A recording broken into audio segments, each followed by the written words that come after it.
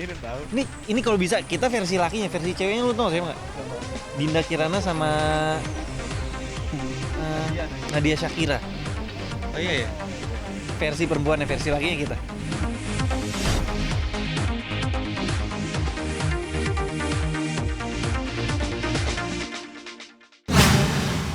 Gue di sini berperan sebagai Reno. Reno ini ceritanya kakaknya Lumi. Nah Ya. ini langsung adiknya. Karakter lo gimana sih, Kak? Karakter gue pokoknya gue macan di sekolah. Iya, dia tuh kayak populer, Hmm. cowok paling populer di sekolah. Pokoknya alpha lah, paling topnya di satu Iya, sekolah. dia juga artis. Dan dijadikan panutan sama adiknya. Iya, nah saya berperan sebagai Lumi. Lumi ini anaknya pendiam, lebih introvert, lebih beda lah.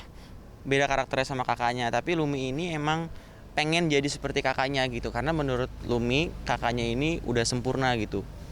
Jadi kayak Lumi selalu berusaha untuk jadi kakaknya. Jadi kayak kakaknya. Disitulah titik permasalahannya di cerita ini. Kalau diceritain kebongkar dong ceritanya. Pokoknya intinya di web series ini tuh banyak konflik-konfliknya.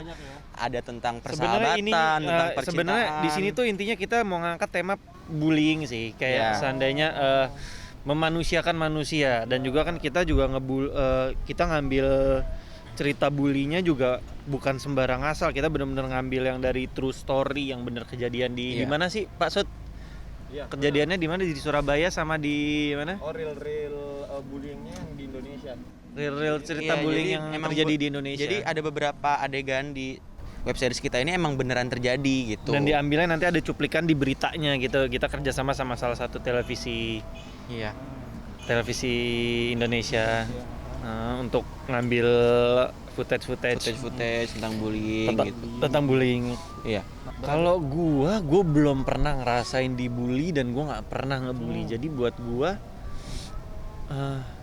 nggak tahu. Cuma kan banyak yang diserang sama infotainment, apa yang diserang sama netizen lah, yang komennya jelek, komen ini ya menurut gua itu nyerang psikis sih ya. Iya. Dan sebenarnya terkadang juga ada orang yang suka digituin. Iya, karena buat bahan bercandaan, jadi buat lucu gitu.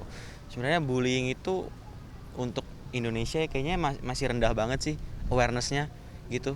Jadi mungkin emang dari turun temurun gitu, kebiasaan orang-orang tua kita yang suka bully, dan emang rasis juga gitu. Jadi ya banyak kan kasus-kasus yang di sekolah anaknya dibully, tapi pas sampai rumah orang tuanya nggak tahu gitu, sampai anaknya stres, bahkan ada yang bunuh diri, baru tahu gitu kenapa gitu. Nah itu sih permasalahannya. Kalau di Indonesia mungkin lebih bahaya bullying langsung ketimbang bullying sosial media ya, karena menurut gua menurut orang Indonesia, kalau mereka dibully di sosmed, mereka makin makin dibully makin terkenal kali ya nggak sih? ada Nah, ada kan yang makin dibully makin seneng, makin terkenal. Tapi kalau ini kan kita ngangkatnya bukan dari sosmed, kita ngelakuin kayak bener-bener yang fisik. Emang problematika yang emang ada di kehidupan sehari-hari gitu, di sekolahan. Jadi ya relate banget sih sebenarnya. Semoga aja pesannya juga bisa masuk, bisa sampai gitu. Miris banget. Malah di web series ini pun pas baca, saya nggak tahu nih jujur, yang ada beberapa adegan di cerita kita yang kayak kok ternyata separah ini ya gitu. Nah, bullying di sini juga kita membuat cerita ini nggak sembarang kita cuma buat bully udah. Sebenarnya kenapa dia ngebully pasti ada reason nih. Iya. Ada backstory-nya. Cerita di sini tuh ya kita ngasih tahu juga kenapa dia membuli, karena ada cerita di belakangnya. Jadi kenapa dia bisa jadi ngebully orang, karena pasti ada tekanan dari orang di belakang. Kayak gitu. Jadi ceritanya banyak layer lah. Iya. Nih kan kalian berdua nih mirip juga nih. Kalian merasa berdua mirip gak sih? Marcel sama Iya sih. Mirip tahu. Ini kalau bisa kita versi lakinya, versi ceweknya lu tau siapa nggak? Siapa? Dinda Kirana sama Nadia Shakira. Oh iya ya. Versi perempuannya, versi lakinya kita. Gue baru ingat. Iya mirip ya. Mereka kalau cewek, kita cowoknya. Kita gitu cowoknya. Kalau dibilang best case kita. Paling gede dari mereka. Best case dari orang tua, ibu, bapak, anak, adik, kakak ya kita udah paling. Kalau lihat ada foto keluarga itu mirip banget. Banget. Mukanya tuh satu ton gitu. Dan kebetulan juga Andy tetanggaan sama neneknya Andy tetanggaan sama nenek mertua gue. Nggak biar kelihatan kayak wah ini banget gitu loh. Jadi di luar pun kita juga ada hubungannya. Ada hubungannya gitu lah. Jadi neneknya Andy sama neneknya istri gue tetanggaan.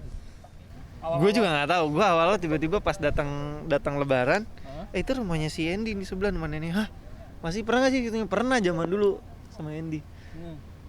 Makanya pas pertama kali ketemu dia langsung gue cerita, lu tinggal di jalan ini. Iya, kau tahu iya itu istri gue punya nenek tinggalnya samping sama ini. Oh, anaknya sini. Iya, Gitu. nyambung. Ternyata ada hubungannya, seru banget.